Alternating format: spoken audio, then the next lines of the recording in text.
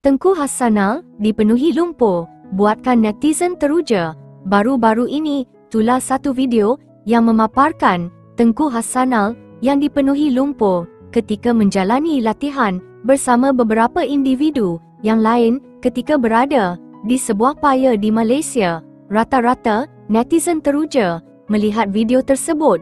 Mereka juga mengatakan bahawa mereka gembira melihat Tengku Hassanal semakin dewasa dan bakal menjadi Sultan Pahang suatu hari nanti.